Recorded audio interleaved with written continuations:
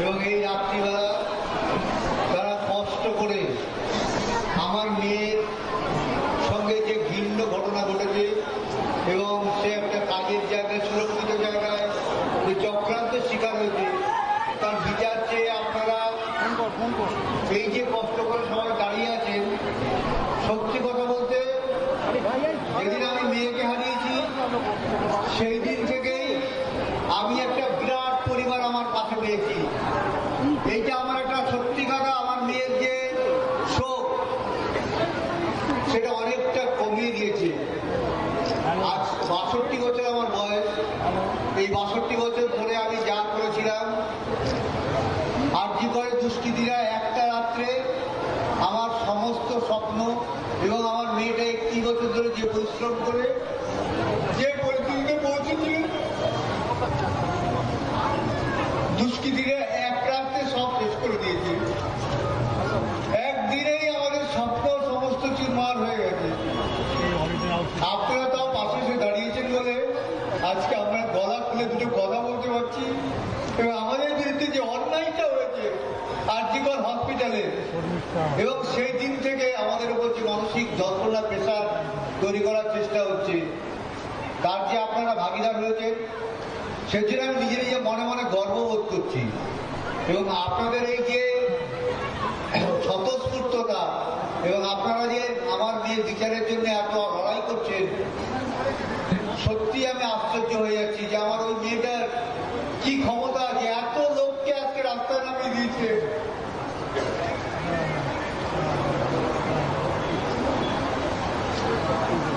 আপনারা আশা করছি যে যতদিন আমি বিচার না পাবো আপনারা এই বিচারে আমার সঙ্গে থাকবেন এবং যে প্রতিবাদ করার তো প্রয়োজন, এইভাবে আমি সবসময় হয়তো আপনাদের সঙ্গে থাকতে পারি না, কিন্তু আমার হৃদয়টা সবসময় মনে রাখবেন আপনাদের সঙ্গে সবসময় আছি।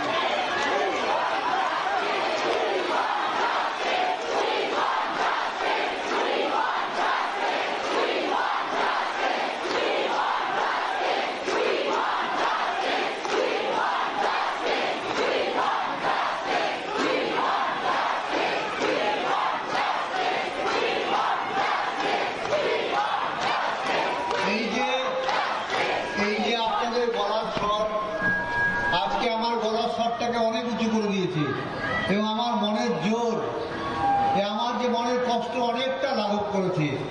আশা করছি আমরা একটা সুষ্ঠু বিচার পাবই, আপনাদের কাছে সে আশা রাখছি। ছোটদের আশীর্বাদ করছি, বড়দের প্রণাম করছি এবং আমার পরিবারের সদস্য মনে করে, এবং ছোটরা যারা এই আন্দোলনের সঙ্গে জড়িত আছে তাদের শুভ কামনা করে ভবিষ্যতে আমার এইটুকুই বলার আছে। যতদিন আমি আরেকবার বলছি, যতদিন আমি বিচারটা না পাই ততদিন কিন্তু আপনারা আমার সঙ্গে থাকবেন, এই আশা নিয়ে আমার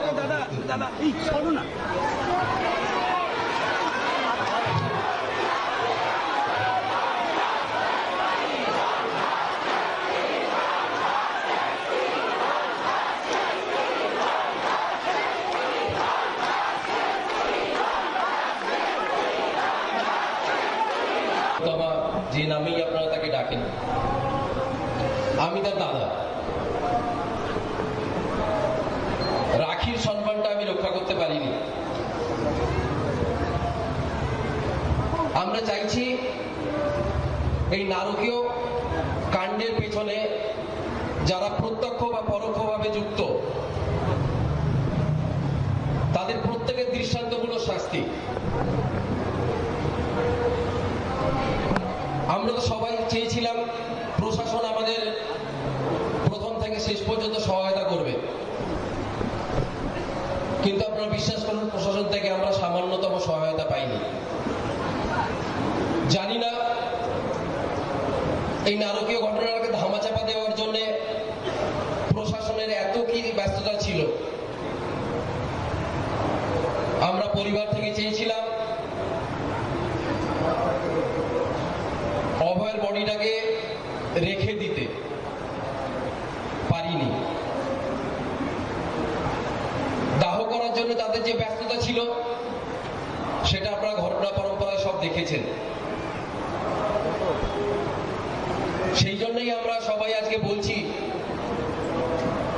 অবশ্যই উই ওয়ান্ট জাস্টিস, বাট এখন আমরা বলছি we demand justice, we demand justice, we demand justice.